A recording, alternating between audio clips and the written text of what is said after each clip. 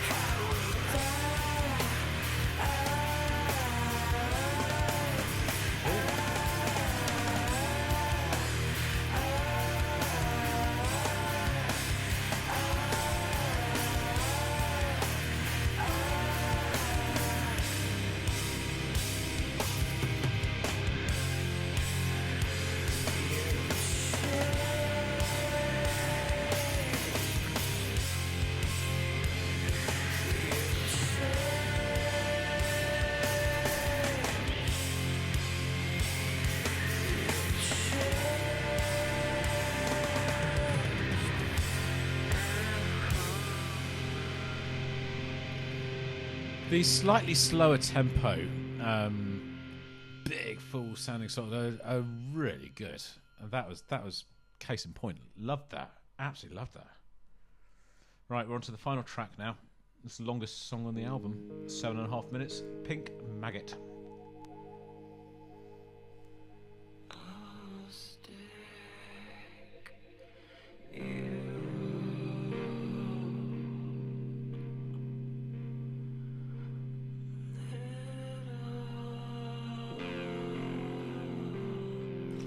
It's like a bit psychedelic.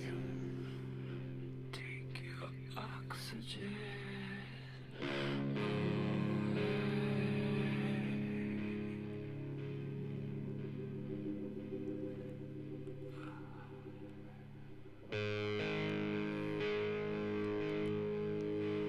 Set you on fire.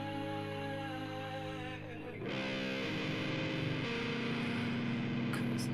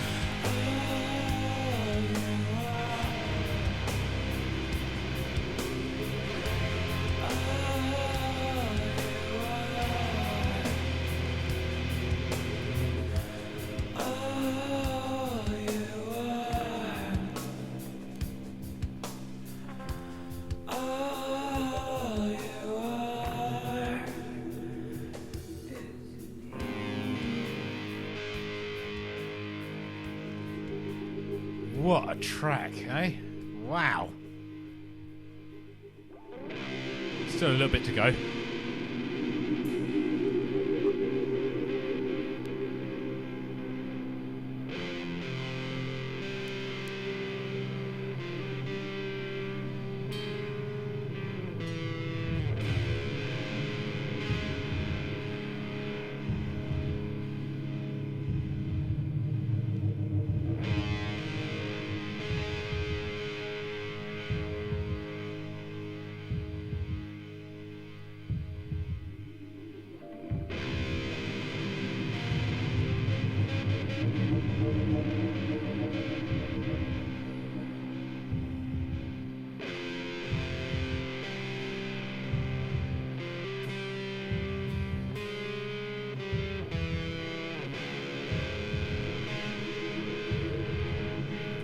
We're into sort of psychedelic shoegaze territory now.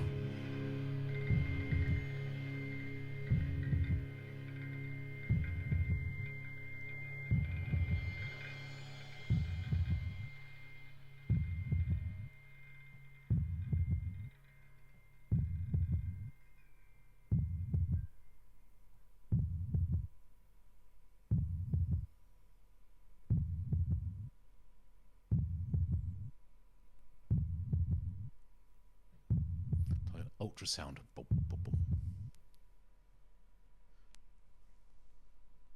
Wow. Right.